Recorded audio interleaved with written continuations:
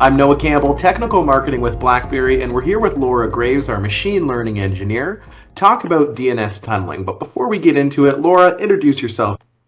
Thanks, Noah. My name's Laura Graves. I'm a machine learning engineer here at BlackBerry working on the CylanceGATEWAY platform. And I primarily work in the security space. So we're developing machine learning solutions to evaluate endpoints, analyze network traffic, analyze user behavior, and other ways that we can try to detect threats and keep CylanceGATEWAY users and their data safe and secure. Well, we're so happy to have you with us and to be able to tap into that wealth of experience and knowledge, particularly on this topic. The idea of DNS tunneling is something that comes up. I don't know much about it. I don't know if the folks just in general know a lot about it. So could you give us a little bit of explanation on what DNS tunneling is? Yeah, thanks. So DNS tunneling is kind of at the core a way of transmitting data over the network without having to make a live network connection to an endpoint. So this is frequently used by kind of bad actors to transmit data to one of their servers, whether this is exfiltrating user information or network map information or even whole files and data sets, without having to actually you never have to make a TLS connection or a TCP connection or anything like that. You can simply leverage the DNS service to exfiltrate this data. So the way that this tunneling works is if you have some data you want to exfiltrate as a file or as a string or any kind of form that could take, you first need to convert it to base 64 or base 32 data. So these are just strings of characters. And then you're able to make DNS queries with those sets of characters as the subdomains to a remote server that you control. So if I control, tunnel.blackberry.com and I want to transmit data to that, I can encode my data. Let's say it's an encoded username and password. I can encode that as base 64 data. It will appear as a set of characters, and then I can make DNS requests to that set of characters .tunnel.blackberry.com. And the DNS server will query, say it doesn't have information for this address, and will go out through the DNS service over the internet and eventually end up asking tunnel.blackberry.com or blackberry.com what the information for this is. And at that point, you've communicated that encoded substring to the remote server entirely through the DNS service. So you've never had to go access that remote server. You've never had to make a live connection or anything like that.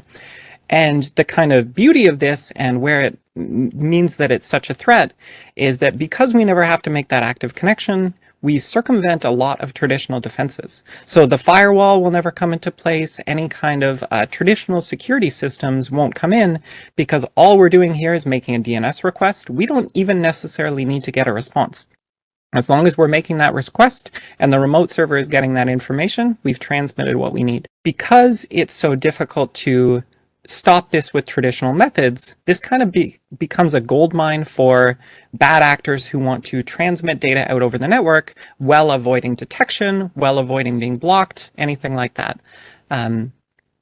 So it's a very sophisticated and very interesting kind of way of exfiltrating data from a normally pretty locked down network. Lots to unpack there on that overview of what it is. So I've got some specific questions to drill into. First, is there a legitimate use for DNS tunneling, or is it something that just threat actors are using? Like with any sort of technology, it's very possible that there's legitimate use, but the primary kind of purpose of this is to avoid detection. And it's very uncommon to see someone with good intentions trying very hard to avoid detection. Because why would you need to hide if you're doing something that's legit, right? Yeah, absolutely, yeah. If you're sending information that you should have and that you should be allowed to send out, you don't need to use a method such as this. And reiterate for us, just really succinctly, why is DNS tunneling a threat? Like, why is it a big deal? Obviously, it seems like though it could happen kind of undetected. We're able to move information out of our network without, making a big noise or commotion about what we're doing. But really, succinctly for us, why is it such an important threat for us to be aware of? I feel like you summed it up very well right there. Data is incredibly important. Data privacy and computer and security are incredibly important. So when we have these kind of threats that can take data that we're supposed to have secured and we're supposed to have private and communicate it to an outside source without us being able to detect that, without us being able to kind of triage or diagnose exactly what's happening, what data is being transmitted and where it's going to, we end up in a tricky situation. So normally our firewall rules can block certain transfers, they can block certain endpoints, and they can detect a lot of these types of data exfiltration. And this way can kind of leverage that DNS system to do all the dirty work for you in a way that leaves us kind of, especially as traditional security systems, pretty blind to the whole thing. Mm-hmm. And you mentioned firewalls. So can I just use a firewall to protect against this kind of thing? Unfortunately, it gets a lot trickier there because you can't easily block DNS services without really harming the efficacy of your network.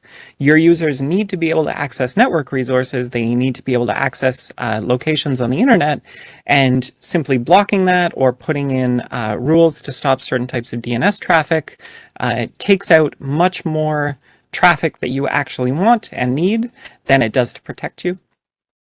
So I can't use a firewall, which may be kind of my standard response to this type of thing. And if I do use the firewall, it's really going to slow down my network, create a bad experience for my users, and it may not really even be that secure. So this kind of creates, to me, in my mind, the problem of, hey, I need something that's really secure and protects against these kinds of random. These are some of the weirder, more specific but very targeted threats, and these type of threats are going to be executed by folks with really good expertise who can kind of get around your standard protection. So I need a solution that's secure, but I also need a solution that keeps people productive, keeps people moving, keeps them working. What's our answer to that? So we've developed a service that analyzes DNS traffic and looks at properties of subdomains and properties of DNS requests from a few different viewpoints, including lexical and natural language viewpoints to statistical analysis of the DNS substrings themselves, to kind of get this big picture view of the traffic that's going to each parent domain, so that we can try and detect and block these DNS tunneling requests if they happen to appear on our network. And in this way, we can not only protect our users' privacy by blocking any endpoint that data is getting exfiltrated to, but we can also tag this for administrators so that they can see exactly what was sent in these DNS requests so that they can try to decode this data or do any kind of post-detection analysis to see where this was coming from, what data got transmitted, and where it was going to.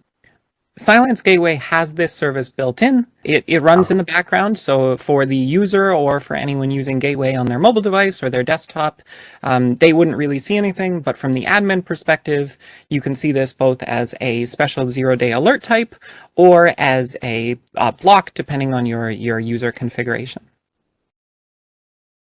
So if we want an unobtrusive way to protect from DNS tunneling that still promotes, the principles of security and the tenets of zero trust while enabling work from home in a productive way, we'll get started with CylanceGATEWAY.